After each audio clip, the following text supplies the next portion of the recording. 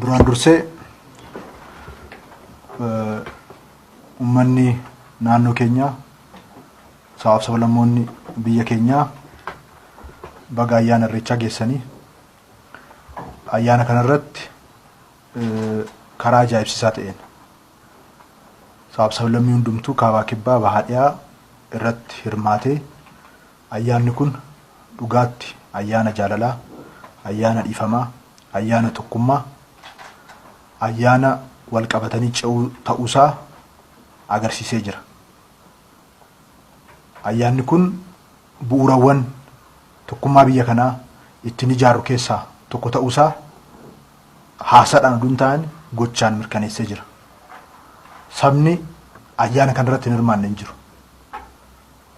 Sabaaf sablammii hundumtuu dhufee irratti hirmaatee dhiifamni iddoo akkamii akka qabu, jaalalli iddoo akkamii akka qabu, tokkummaan faayidaa inni qabu,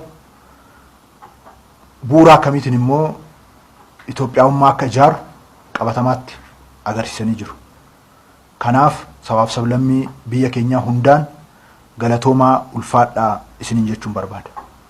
Ayyaana kana kan keessaa waan godhattaniif, ayyaana kana bu'uura tokkummaa Itoophiyaatiif meeshaa guddaa gootanii waan itti gargaaramtaniif, ayyaana kana wal qabatanii ce'uudhaaf, humna waliif ta'uudhaaf, waliif tumsuudhaaf, wal bira dhaabbatanii waa hunda jijjiiruudhaaf waan itti gargaaramtaniif guddaa galatoomaa ulfaadhaa jechuun barbaada.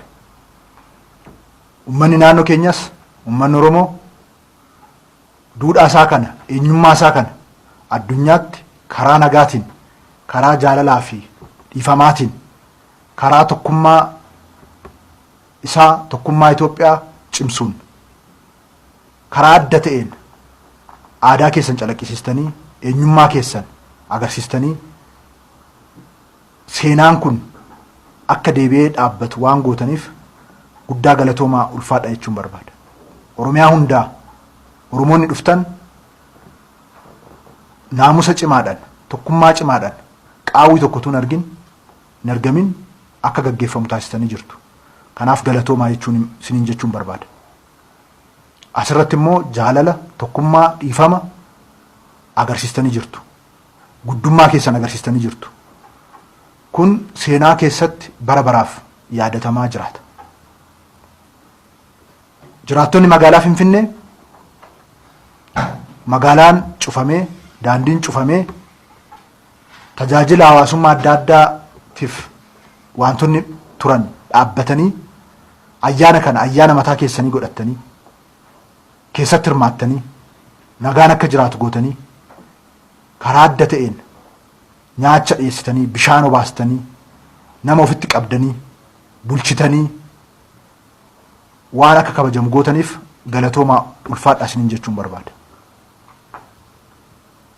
Aadaa guddaa tokko, eenyummaa guddaa tokko, eenyummaa Itoophiyaawummaa keessatti waan dabaltaniif ulfaadhaa galatoomaa isiniin jechuun barbaada. Foollee fi qeeroo fi qarreen keenya ergama isinitti kenname ijaaramtanii ayyaanni kun karaa nagaatiin akka kabajamu gochuudhaaf ergama fudhattan karaa seenaan bara baraaf yaadatuun raawwattanii jirtu. Isinis galatoomaa. Dirqama keessanii, dirqama Oromummaa keessan baatanii garuu galanni isiniif mala maqaa kootiif maqaa mootummaa naannoo Oromiyaatiin guddaa galatoomaa ulfaadhaa isiniin jechuun barbaada.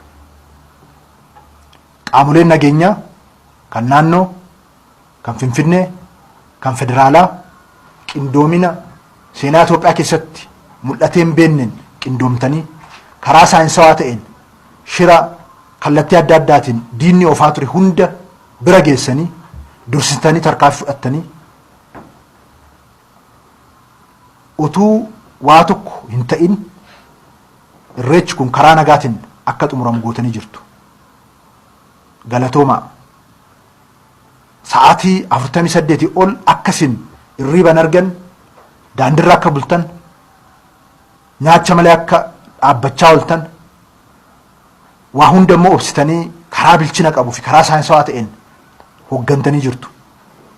Kanaaf kabaja guddaa isinii mala. Isin yeroo hundumayyuu gaachana tokkummaa biyya kanaa, humna nageenya biyya kanaa, humna Itoophiyaa ceesisu, Itoophiyaa tiksu, walqixxummaa mirkaneessuudha isin. Galatooma ulfaadhaa isin jechuun barbaada. Irreechi baranaa utuu bishaan tokko hin jigne hora Finfinnee irratti jaaraa tokkoof olutuun kabajamin kan hafe yeroo kabajamu kanatti ummatoonni Itoophiyaa hundumtuu tokkummaadhaan bahanii kabajanii lakkoofsa guddaa seenaa biyya kanaa keessatti argameen beenneen irreechi kabajamee rakkoo tokko malee gammachuudhaan xumuramee jira. Kun seenaa haaraadha. Kun boqonnaa haaraadha. Kun bara baraaf dhaloota kanaan qofa duun taane dhaloota dhufuun yaadatamaa deema. Seenaa kun seenaa Itoophiyaanota hundaati. Seenaa kana immoo Itoophiyaanota hundatu raawwate. Seenaan kun yeroo hunda bu'uura Itoophiyaummaa, bu'uura tokkummaa ta'ee itti fufa. Kanaaf hundi keessanuu galatoomaa ulfaadhaa jechuun barbaada. Hundaa ol mootummaa federaalaa keessattuu kabajamoo muummicha ministeeraa Dr. Abiy dhimmi kun akkasitti gaggeeffamu murteessuu irraa kaasee dhimma kana sadarkaa itti raawwatamuu qabu hundatti abbootii gadaa faana mari'achuudhaan caasaa hundumtuu kana irratti xiyyeeffatee akka hojjetu gochuudhaan hojii cimaa gama kanaan akka raawwatamu taasistanii jirtu. Isinis galatoomaa ulfaadhaa jechuun barbaada. Waaqni nu gargaaree, Waaqni nu cinaa dhaabbatee bishaan tokko utuu hin jigin gammachuudhaan, jaalalaan, tokkummaan ummatoota biyya kanaa karaatti mirkanaa'een irreechi keenya hora Finfinnee nagaadhaan xumuramee jira. Baga gammaddan, baga gammanne. Irreecha boru hora Finfinnee hora Arsadee irrattis gaggeeffamu irratti akkuma asitti naamusa cimaadhaan utuu bishaan tokko hin jigin gammachuudhaan gaggeessitan hora Arsadees gammachuudhaan tokkummaadhaan karaa adda ta'een akka gaggeeffattan shakkii tokko iyyuu hin qabu. Kana irrattis foolleen qarreen keenya, qaamoleen nageenyaa keenya, hawaasni bal'aan, sabaaf sablammiin seenaa Finfinnee irratti hojjettan akka Bishooftuu irratti dabaaltan shakkii tokko hin qabu. Kana gochuudhaan tokkummaan biyya keenyaa caalmatti akka cimu, tokkummaan uummata keenyaa caalmatti akka cimu, kana gochuudhaan aadaa fi duudhaan eenyummaan sabaaf sablamoota hundaa kallattii maraan calaqqisaa kan hundaa ta'aa, kan hundaa ifaa akka deemu shakkii tokko iyyuu hin qabnu. Hundi keessanuu galatoomaa ulfaadhaa isinin jechuun barbaada. Bishooftuu irrattis seenaa dabalataa hin raawwattu. Bara baraan ammaan booda Finfinnee irrattis iddoo hundattuu irreechi daangaa tokko malee mallattoo bilisummaa, walqixxummaa, obbolummaa sabaaf sablammootaa ta'ee itti fufaa, humna bu'uura tokkummaa Itoophiyaa cimsu ta'ee itti fufaa. Kana gochuudhaan Itoophiyaanonni seenaa dabalataa, aadaa dabalataa, humna dabalataa waliif ta'aa, wal deeggaraa ni ce'u. Kana gochaan agarsiisanii jirtu. Kun immoo bara baraan itti fufaa. Bara dhufus bara kanatti dabaalu akka nuuf ta'u isiniif nawwaa. Xumura irratti qaamoleen miidiyaa hundi keessanuu, gaazexeessonni, ogeessonni kaameraa, istuudiyoo keessa warri jirtan hundumtuu irreechi humna ummatoota biyya kanaa, sablammoota biyya kanaa akka ta'u gootanii utuu hin dadhabne, utuu of hin nuffine, hubannoo sirriin, beekumsi sirriin akka argatu hawaasni keenya waan gootaniif gaazexeessonnis dhaabbileen miidiyaas guddaa galatoomaa ulfaadhaa isinin jechuun barbaada. Seenaa hojjettanii jirtu. Isa kana gochuudhaan caalmatti biyyi keenya akka wal qabatu, uummanni keenya akka wal qabatu gochuu irratti gahee keessan, gahee ijaarsa biyya kanaa keessatti qabdan cimsitanii akka baatan waan asirratti raawwattaniif seenaa hojjettan kana akka dabaaltanii cimsitan asumaan dhaamsa koo isiniif dabarsuun barbaada. Isinis galatoomaa ulfaadhaa. Akka waliigalaatti rakkoo tokko malee irreechi baranaa xumuramee jira. Bara baraanis kun itti fufaa. Ayyaanonni biraas, aadaawwan biraas biyya kana keessa jiran hundumaa akkaataa kanaan waliin kabajachaa, waliin miidhagaa, waliin mul'achaa biyya kana guutuudhaaf humna dabalataa ta'aa waliin deemna. Injifannoon ummatoota Itoophiyaa, injifannoon ummata Oromoo kallattii maraan itti fufaa. Wanti duubatti deebisu hin jiru. Wal qabannee ceenaa galatoomaan jechuun barbaada.